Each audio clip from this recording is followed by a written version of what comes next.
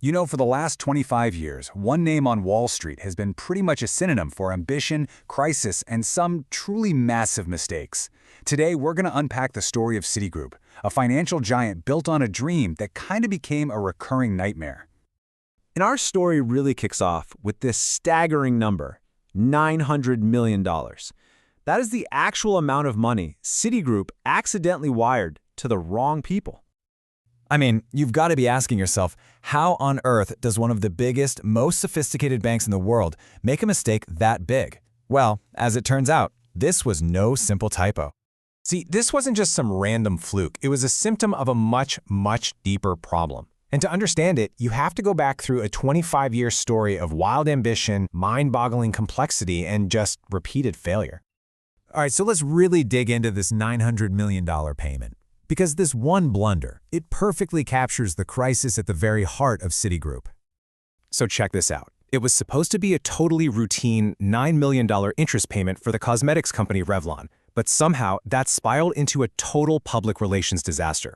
Instead of $9 million, the bank sent a whopping 100 times that amount. And get this, while most of the people who got the money sent it back, a few hedge funds basically just said thanks and kept the cash. This dragged Citi into a humiliating, drawn-out legal battle just to get its own money back. And look, this was so much bigger than just the money. For regulators, for investors, this was a giant flashing red light. All of a sudden, everyone was asking the same question. Is the fundamental plumbing inside this massive bank just completely broken? So that's the big question, right? How does a bank even get this complicated, this fragile in the first place? To find the answer, we have to rewind the clock back to the 90s, to a dream that was audacious and at the time, totally illegal.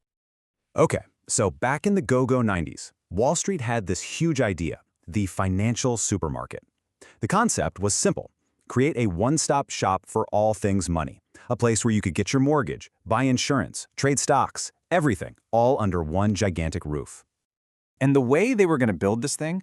By basically smashing together two totally different universes.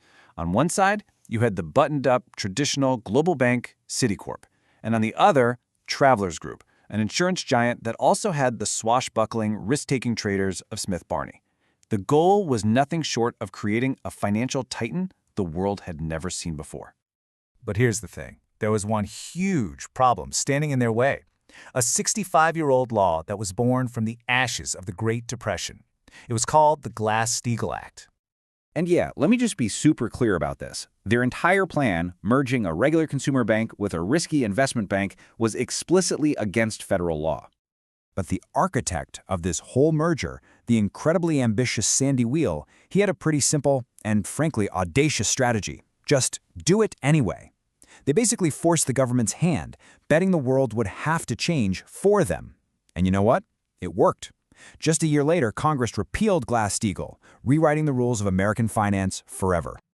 But as you can probably guess, that dream of a financial supermarket, yeah, it turned into a total nightmare of complexity. This thing they built wasn't just a giant, it was an unmanageable behemoth. I mean, almost immediately the cracks started to show. You had this massive culture clash between the traditional bankers and the risk-taking traders. The different parts of the company were never really integrated into one smooth machine. In fact, a huge piece of the original merger, the Travelers insurance business, was sold off just a few years later. Even Sandy Weill, the guy who dreamed it all up, couldn't tame the beast he'd created. He was gone by 2004. And this whole culture of complexity and risk-taking, well, it all came to a head in the run-up to the 2008 financial crisis. The CEO at the time, Chuck Prince, famously said that as long as the music was playing, you just had to keep dancing. For Citigroup, that dance meant diving headfirst into toxic subprime mortgages, which led to the bank getting so badly burned it needed a massive government bailout just to survive. And really, the years since have just been this constant drumbeat of self-inflicted wounds. From the 2008 crisis to that 2020 Revlon mistake we talked about, all the way to a fat finger trading error in 2022 that caused a flash crash.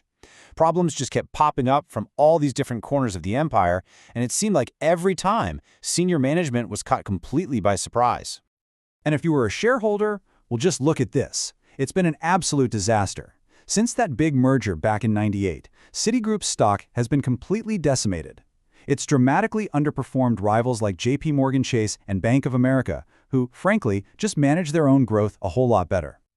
This long legacy of failure has finally forced a dramatic, painful reckoning, and it's being spearheaded by a new leader with a radically different plan. Yep, in 2021, Jane Fraser took the top job. She inherited this monumental challenge of fixing a bank that, honestly, many people believed had just become too broken and too complex to actually run. And her plan? It's a complete 180-degree turn from the bank's founding philosophy. The old vision was more is more. Fraser's new strategy is simple. Less is more. The goal is to simplify this behemoth, sell off the unprofitable parts, and build a smaller, more focused, and hopefully more manageable bank. So how's she doing it? She's launched the most sweeping reorganization the bank has seen in over a decade. Her goal is to bust down all those internal silos that have plagued the company for years. By literally stripping out an entire layer of management, she's forcing key businesses to report directly to her. But man, is it a risky move? Because now, if things go wrong, the buck stops directly at her desk. There's no one else to blame. So when you zoom out and you look at this whole 25-year saga, what does it really teach us about the world of high finance? Because the story of Citigroup isn't just about one bank, right? It's a huge cautionary tale. The grand financial supermarket experiment, which was once hailed as the future of banking, has been, at least for Citigroup, a spectacular failure. It's a powerful lesson about what happens when unchecked ambition creates a level of complexity that nobody can possibly manage.